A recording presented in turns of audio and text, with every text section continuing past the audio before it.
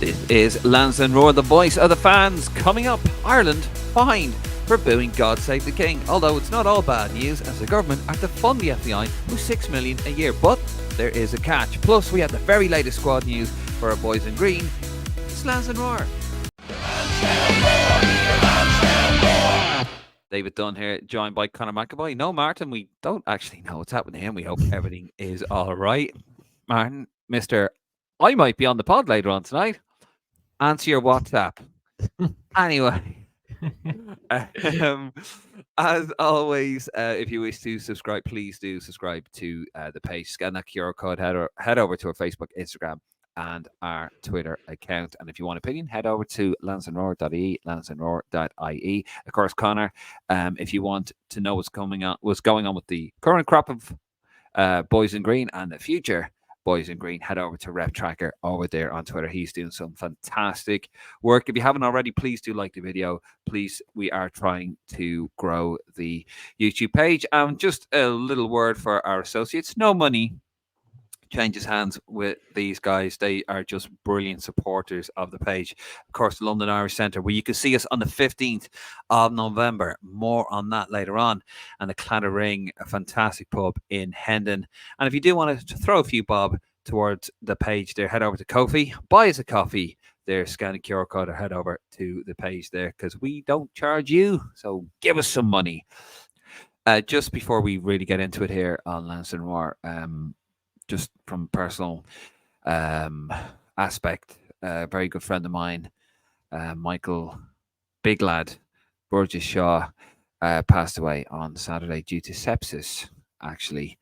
And here he is here with his little baby, Ruby. He leaves behind his widow now, Helen, and of course, Ruby there as well. Big lad was a fantastic, just an incredible person. And I think big lad, trust me, if there was ever a name that fit somebody's character, it was him. He was just the maddest bastard I've ever come across. But you either loved him or hated him, and even if you did hate him, you learned to love him eventually. He was just a brilliant guy, a kind soul, a gentle giant, and just he would give you the shirt off his back. He was one of those people. From a personal point, this is the sort of guy he was. From a personal point of view, I ran into some financial troubles, work-wise, and his first reaction was to give me a job. He didn't have to. He just did. That was the sort of guy he was. We have a GoFundMe page, and look, I know you guys don't know him, and but it's not Irish football related. However, if you could, a quid, a fiver, anything. Unfortunately, the nature of his work was freelance, so we want to help out his widow, Helen. And Helen, if you are watching, absolutely, our thoughts and prayers go out to you. But he was a brilliant guy, and we want to help her out. And it's in the link below. Give what you can. There was another guy was telling me that he helped him. He prevented him from going homeless. There was another guy who had a bit of a troubled past. He gave him a break. That was the sort of thing he did. Like, that's just two, like, with many stories. The West End community over here in London is much poorer without him. And it really is. And even the theatre, the host Mousetrap, I cannot think of the name of the theatre off the top of my head right now. They dimmed the lights for him. That's the longest running play here in the West End. That's the sort of influence this guy had. And he's going to be sorely missed. So please, just, if you can, just anything, just to ease the burden, the financial burden,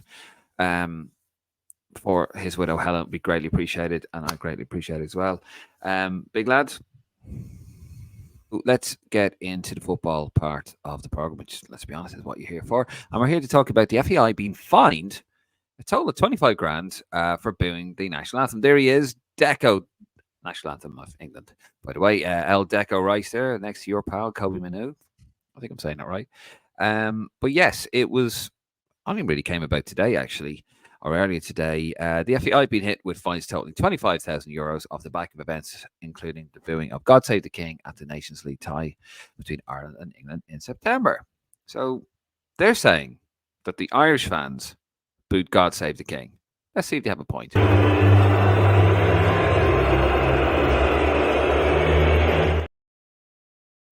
Yeah, I don't know. Maybe a smattering of boos there. Conor,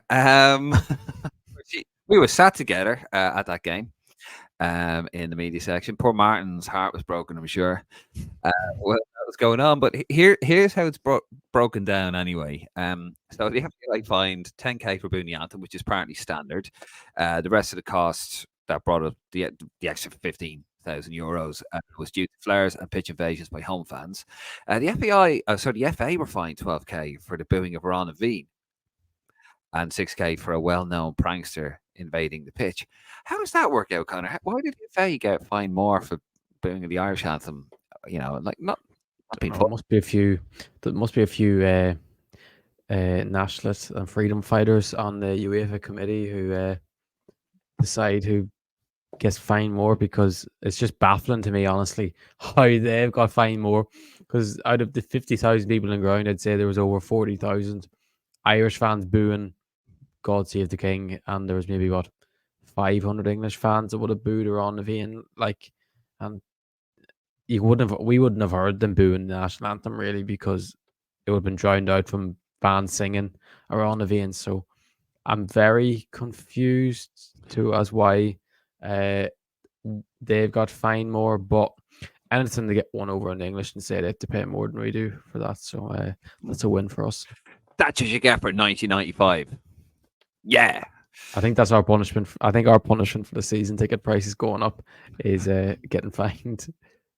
Well, I tell you what though, I'll joke with the anthem, which is mental. But yeah, it does annoy me. When people set off flares. Oh, okay, maybe the odd time is set.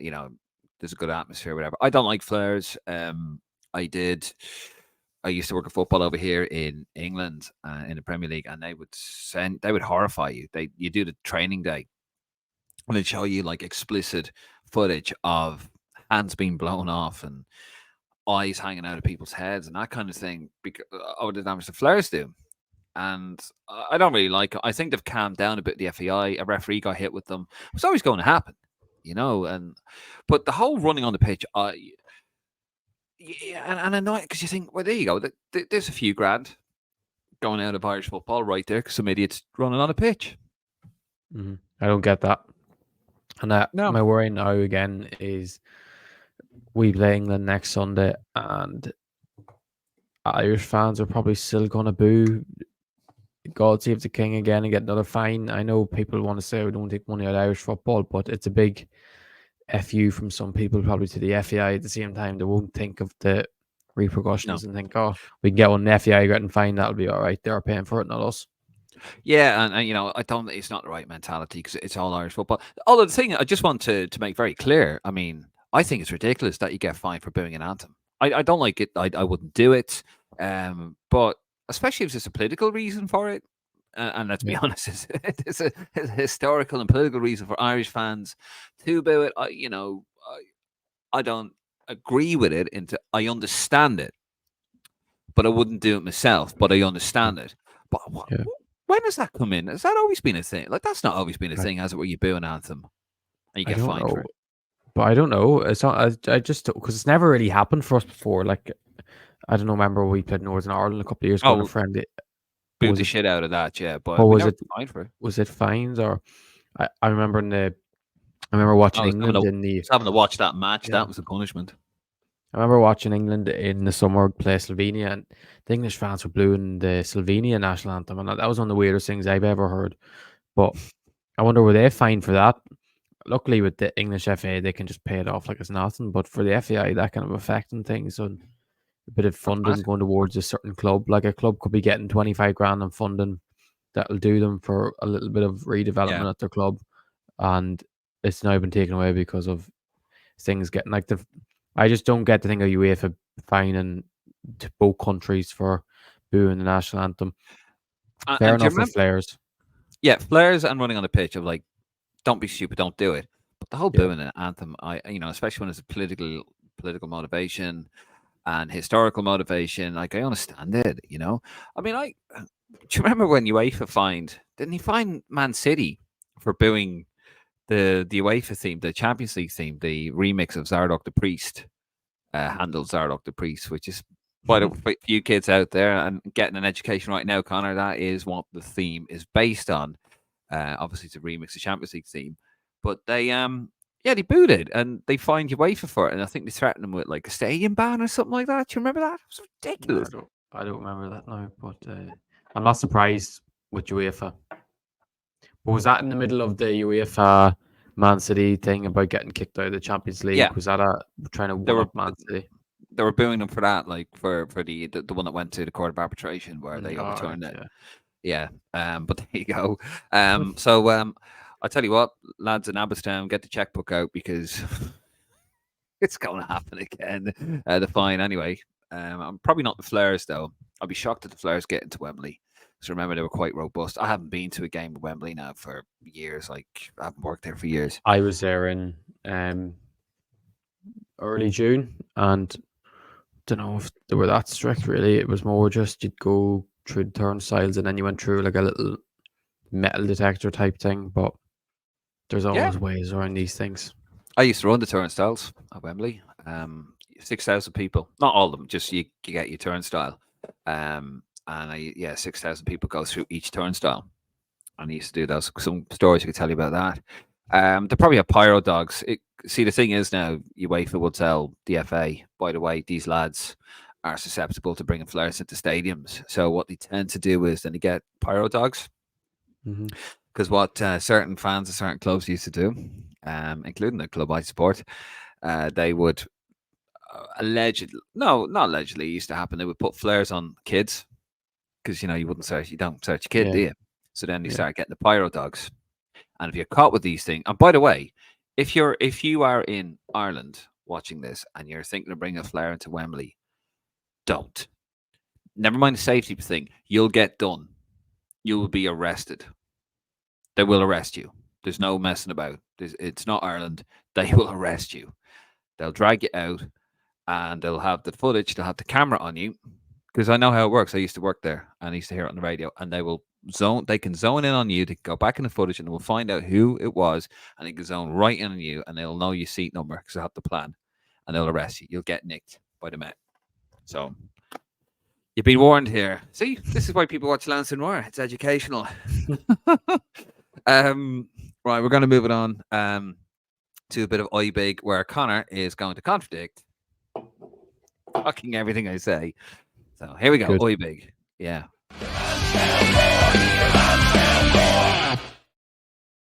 So we're going to start with the goalies. Can't get this wrong, surely. Here we are. Are you ready, Conor? No, I'm not. Oh, you're too excited. Is it getting to you? Yeah, I'm too excited. Yeah. Cool. I'm going to tell you guys how they got on over the weekend, and hopefully no mistakes made. Conor will correct any mistakes. Fair enough. That's what he's there for. It's like the adjudicator that sits there. You know, the guy that used to sit there and count down, or I don't know. You know, when the lottery, you'd have your man Ronan doing the lotto, and you have the guy sitting there with the glasses, just go, yep, just best job ever. So that's you, and then anything, like stuff that they've done tonight, or after these, you're gonna let us know, Conor. So here we go. Here's the goalkeeper. Will do. Good man. Right. Queefing Keller, sparkling form, 90 minutes and a 2-1 win over Brighton. Mark Travers, 90 minutes and a 2-1 win over Man City. He is on fire at the moment. Max O'Leary, 90 minutes and a 3-1 win over Preston North End. And Gavin Bazin is still out injured. We wish you nothing but the best, Gavin. On to the defenders. So Fessia Baselli, 30 minutes and an assist in a 6-2 win over Sheffield Wednesday. Andrew Amabamadeli, still not in the squad, but Forest flying high. Nathan Collins, 90 minutes and a 2-1 loss against Fulham for Brentford. Darrow Shea, 90 minutes and a 1-1 draw with Leicester City for Ipswich Town. Liam Scales, he's out of favour, 26 minutes and a 6-0 win over Aberdeen. Mark McGuinness, 90 minutes and a 1-1 draw with West Brom. Callum O'Dowda, Martin's not here for it. 90 minutes, assist and goal in a 2-1 win over Norwich. And Robbie Brady is still injured. He will miss the squad, no doubt. Seamus Coleman unused sub, being kept out by Ashley Young, for God's sakes. Matt Doherty, an unused sub again for Wolves. Will he make the squad? Jacob Ryan, unused sub again for Everton. That doesn't really seem to change. Shane Duffy, 90 minutes and 2-1 loss against Cardiff for Norwich. Ryan Manning, he is back in favour. 59 minutes in a 1-0 win over Everton for Southampton. And Jimmy Dunn, 90 minutes in a 0-0 draw with Sunderland. And John Egan and Onyi sub again for Burnley. How many games now has it been since Matt Doherty? I should have done this. I was too lazy in the. I actually put it. Are you about when he last played competitively? Yeah. I actually put a tweet out the other day saying that, and it was the 18th of September, EFL Cup game against Brighton. Actually, it was Evan Ferguson's first start. If you remember, that game was his first start since March. Yeah. That was the last time Doherty played a game, a minute of football. Jesus Christ. Hold on, I'm just going to open up a can of Guinness Zero. I'm not advertising, by the way, as I always get accused. So, with that, I have one for the working man, folks. And I got my Guinness Zero glass. Look at this, Conor. Look at this. That's how you do it. Man of the people. I'm sure I'm going to get absolutely rinsed for how I do this. But, so, I mean, clearly, surely to God, Conor, he's not going to get into the squad on Thursday, is he? He has to be. He said himself he has to be there. But the problem is Seamus Coleman. I would say, in honest speaking, I would say Seamus Coleman has to be there. Yeah, and he's in the exact same position club wise, not playing. Like, I know Ash Young with he's had 3 assists in his last 5 games. Thing is, he won't keep that up. Seamus Coleman will be back in that Everton team the next. I mean, month. to be like, I want Seamus Coleman, even if he's not playing. Yeah, I'd say, look, can you just come over with the team?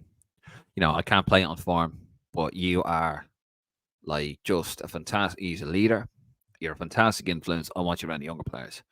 Even, you know, if he retires, just get him over as a, I don't know, a coach, cheerleader. David Beckham role in Africa 2010. Do you remember? Just with a blazer, just there. Yeah. I want you around the team. Matt Doherty, not so much. I think Coleman actually said last camp he wanted to come in and be with the squad, just to be with the squad.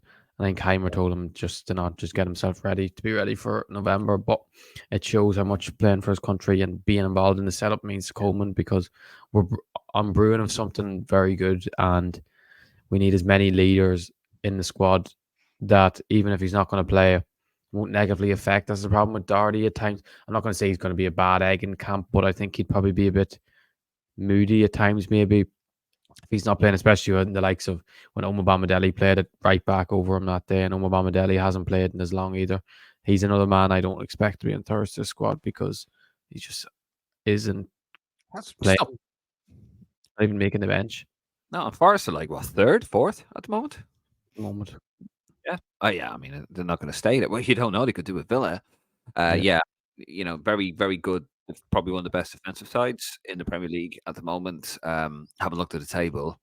But yeah, I remember, I think they were the 2nd best defensive record in the league. So he's probably going to have to get a loan during the summer, or sorry, during the Christmas or the window, January. Next transfer. Right, let's move on to the midfield.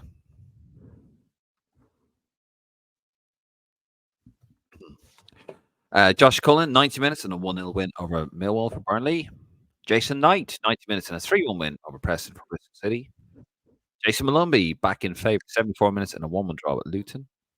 Finn Azaz, 25 minutes and a 3-0 loss against Coventry. Jack Taylor still out injured. He will miss the squad, unfortunately. Jamie McGrath, 82 minutes and 6-0 loss against Celtic. I'm going to get back to that. Will Smallbone is out of the squad.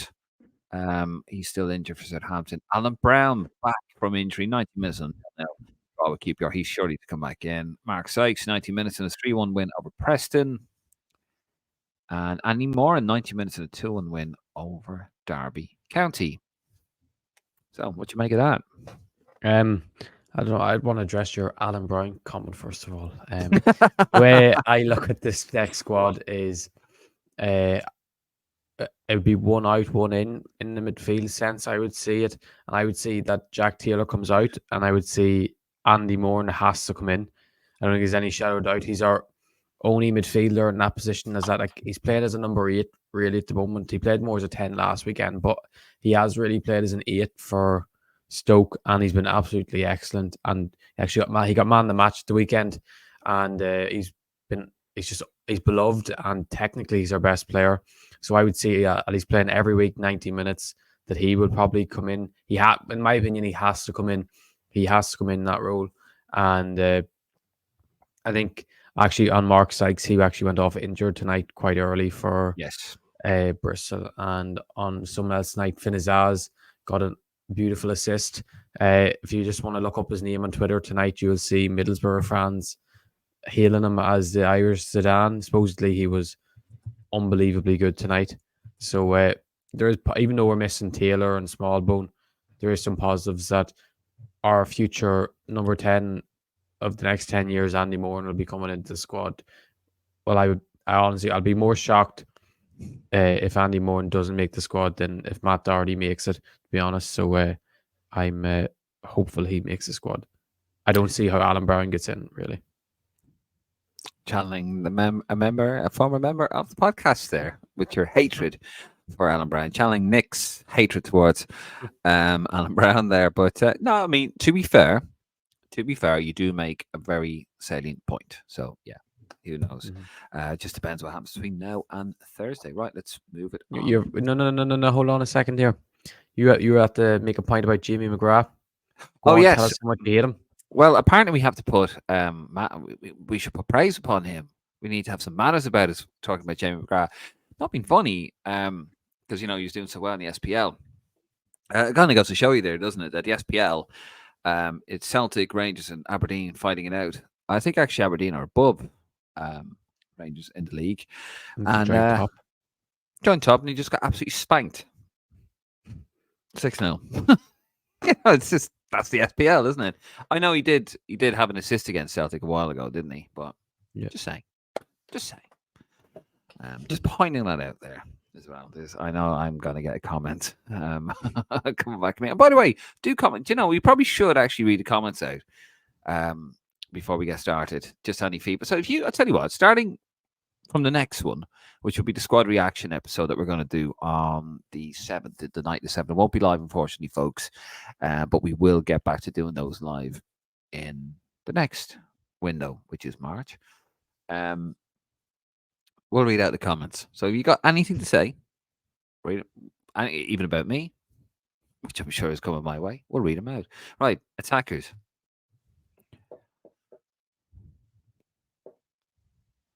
Adamida, 21 minutes in that 6-0 win over Aberdeen. Evan Ferguson, 2 minutes in a 2-1 loss against Liverpool. Troy Parrott, 90 minutes and a goal in a 3-2 loss against Feyenoord.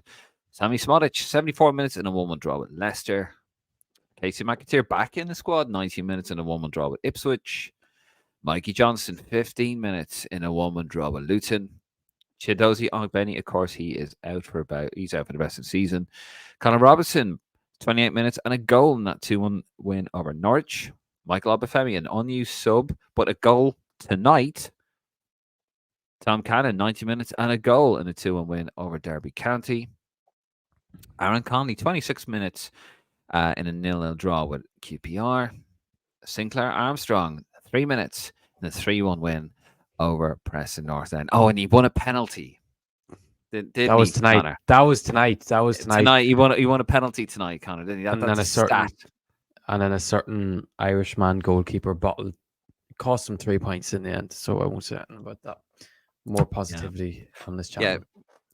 Yeah. So basically, you bring all the positivity you want, man. I'll just piss all over it. Conor was like, can you add these things? I didn't get a chance to do it on the graphic, but good point. And I was, one of the stats was like Finazaz assist and Michael Obafemi goal, and Trevor Sinclair won the Sinclair. Sorry, Sinclair Armstrong. Sorry. It's the Guinness Zero is going to my head. Sinclair Armstrong won a penalty. I'm like, I'm not putting that out. It's basically an assist. If you go to FBL, that's an assist. Don't you dare start that. Next we call it a low block and a give and go. Inverted wingers. So there you go. I mean, as I said there, sorry, anything to add to those attackers? Just Michael, great to see Michael O'Femi back on the score sheet tonight. It'll be interesting now to see how he picks the attackers coming into this next window, because we have enough strikers in the squad But Tom Cannon scored the weekend. I don't think Obafemi will be in it, but he's an option. He scored tonight. Like, does Tom Cannon come into the squad after scoring at the weekend? And he scored last week in the EFL Cup, not the EFL Cup, the League Cup against Southampton. And like Mikey Johnston has just not hit the ground running at all this season with West Brom. The thing is, he's a winger, and we don't really have wing options other than McAteer and Festy with Ogbene out injured. I know Smodics would probably play on the wing again this camp, where he's been playing for Ipswich, really. But no, it's weird. Like, it's good to see McAteer is actually getting minutes now. He played against Man United last week in the Cup, and then got 20 minutes the other day. But it's just strange what way like things are at the moment. There's so many players that are either playing loads of minutes or they're not playing at all. Yeah, I mean, Michael Obafemi, he's been very infrequent. He gets the odd goal. I think he must have about 4 goals, I think. But Plymouth are got to be infrequent as well. It's a feast or famine with them. I think they're back down struggling towards the bottom. Obviously, Wayne Rooney's the manager. And yeah, Troy Parrott, he's doing well. I mean, there was a penalty he got. Just, It wasn't a penalty. Don't you disrespect Troy Parrott. Was it not a penalty, no? No, it was open goal play. Oh, sorry, I'm getting mixed up. The week before was a penalty. It was a penalty. Okay, I'll take it back then. But as I said with him, my biggest critique of him, and it's Finland again, isn't it, is that he needs to bulk up. He needs to bulk up. He's a finesse player. He's got a football brain, but he needs to get bigger and stronger. Because when you're playing international football against teams like Finland with big centre backs, you're going to struggle. They're just going to bully you off the ball, which they did in Helsinki, to be fair. And yeah, Ida's Ida. He's very hit and miss as well, literally with Celtic. He'll go weeks without scoring a goal, then he'll score a couple, and it's just very hot and cold, isn't it? I think our strikers are very hot and cold. Same with Tom Cannon, very hot and cold as well. He scored those 4 goals on the eve of the squad being picked, and he said, well, it was picked already. And then he didn't score for like about 2 or 3 matches. And Evan Ferguson now looks like, I think the manager touched on it as well, didn't he, Nat?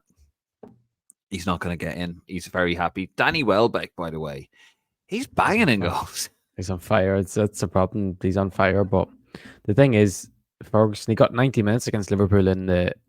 I know he didn't play. He played 5-10 minutes in the league the other day, but he did play 90 minutes in the cup during the week. So it's not doom and gloom. And the manager obviously rates him. Like, he got that lovely goal last weekend. And he's quality. He's top talent. Like, it's just thing is, once he gets another in the Premier League, he'll start playing more, and the manager will probably start thinking, because this run of, I know Danny Welbeck is a good player and he will continue to score goals, but probably not at the rate he's currently doing, because it's like he's a new man at the moment. He's just on fire. Yeah.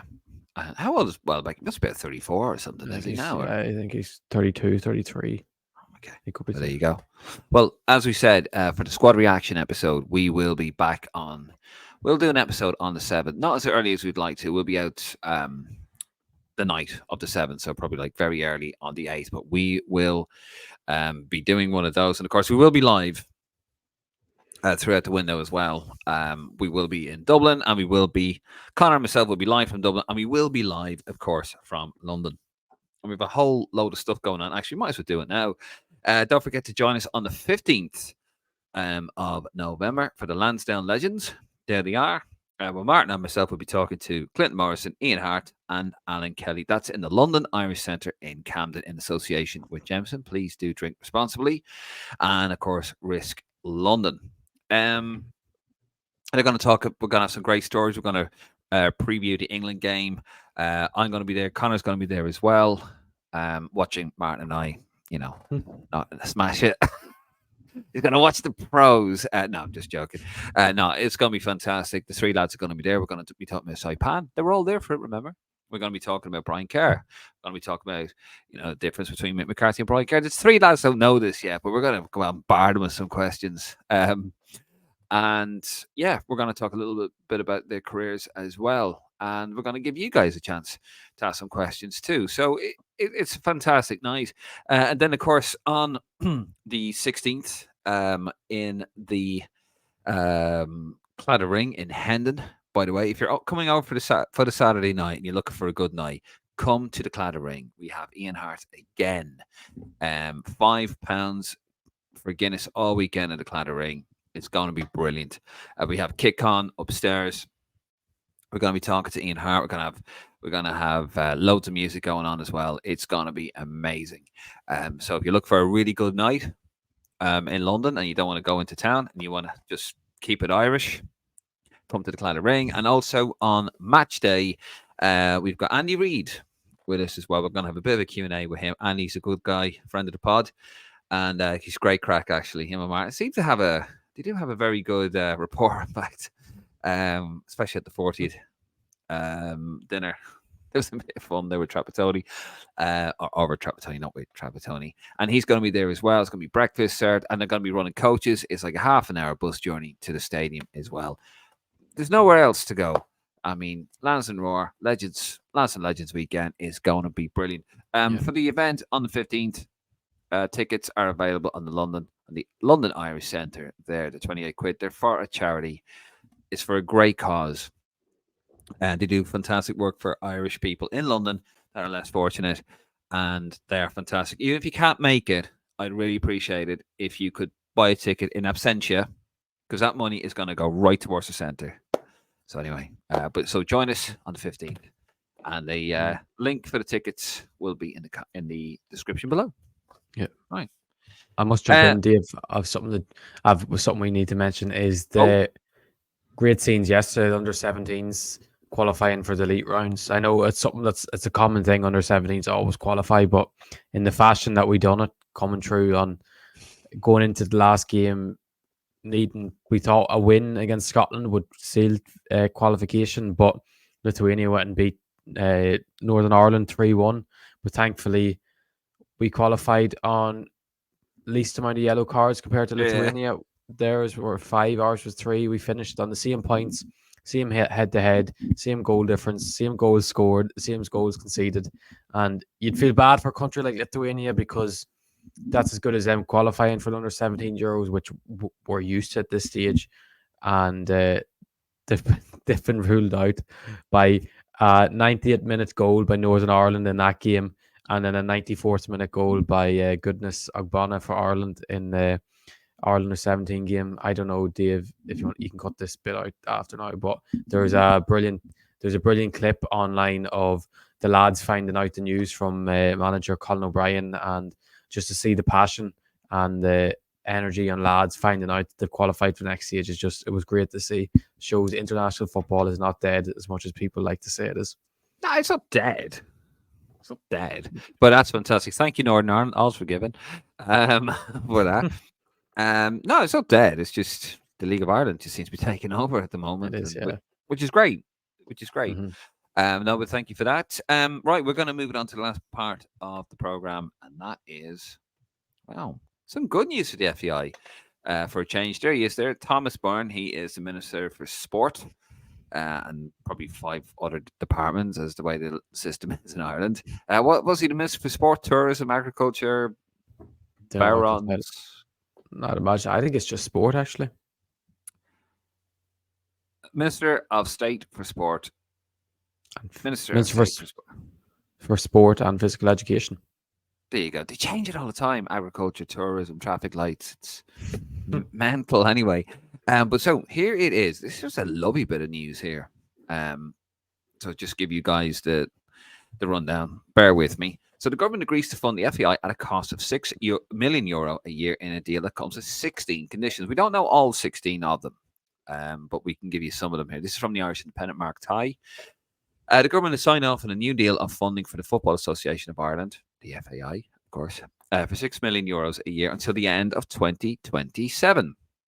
The deal, which includes the remainder of 2024, is likely to also include a one-off extra payment of €1 million to the association next year. Among the 16 conditions is a requirement for the FAI to carry out a comprehensive review of league affiliate structures at amateur level. This must include a review of grassroots league structures to deliver stable and geographical logical leagues for women, men and children. The FAI will be required to develop and submit a plan of action to support Ireland. Poor governance of amateur and children's league leagues has been blamed for a number of teams being frozen out of leagues in Leinster and Limerick this year. The FAI will be required to maintain its current split of having 50% independent directors on its board and 50% elected from football affiliates. And it'll also be required to have at least 40% of its General Assembly delegates and its committees to be made up of female delegates. The association previously struggled to meet the requirement to have 40% of its directors to be women. So that's good news there, Conor. I think there's money coming in, and also there's a little kick up the arse as well to get the amateur game and the children's game, up to where it should be. Yeah, 100%. It's what's needed in the country, because no League of Ireland clubs, no players coming from England, they all start from day dot at amateur clubs at grassroots levels. So it can easily be forgotten about in this country, especially with the hype with the League of Ireland at the moment. And when the League of Ireland underage started, there was a lot of schoolboy clubs that weren't too happy with the news because of losing players and losing that bit of extra funding they would have got for selling a club player to England back then. So it's good news all the same. I know there's loads to be done with it and they have to go use it in the right way, but it's a start that we needed big time. Yeah, no, it's fantastic. I mean, to be fair to the Irish government, there's a lot of money flying about, isn't there? This guy, Thomas Byrne, I'm sure he's not perfect. I don't know enough about him. Yeah. I don't live in the country anymore. But he seems to be quite football friendly, doesn't he, as a Minister for Sport? We were saying this off air. Yeah, because he has come out before and he said some very harsh things to football, but sometimes being harsh is kind of the best route with football in this country, because he's come in with an attitude: if you want this money, which is here, you have to have a perfect plan, like Sligo have done, like Bows have done, like Wexford have done, to get their funding for their stadiums to get up to the standard they want it to be.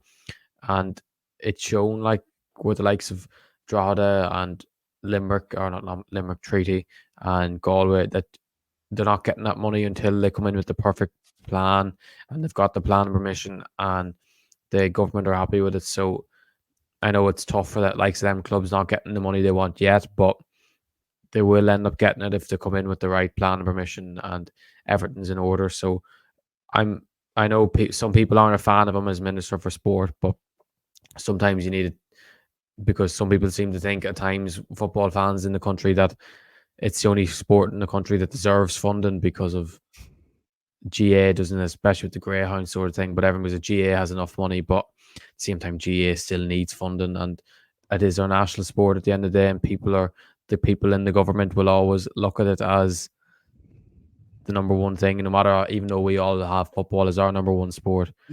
And football, to be fair, is the most played sport in Ireland. It is, yes, of course it is, but it's still not, and it's still not considered our national sport no matter what. So as much as me and you want football to be the number one funded sport in the country and want the money going to League of Ireland facilities, grassroots facilities, the money has to be split. Yeah, I've no issue with that. There's enough money. Like, Ireland is cash rich, at the moment, which is mental. Even though you still don't have a train station at the airport, but that's another podcast for another day. Or Monaghan. Yeah, but I mean, it's Monaghan, to be fair. Do you even have electricity up there? I don't know. Is that a candle you got in the background? Don't worry, you left our country. You're not welcome back. You need a visa to get back in our country, mate. Mate, I've no fucking intention of going to Monaghan for a start. I've never been to Monaghan, but I probably won't be there anytime soon, to be honest, especially after this. No disrespect to Monaghan, of course.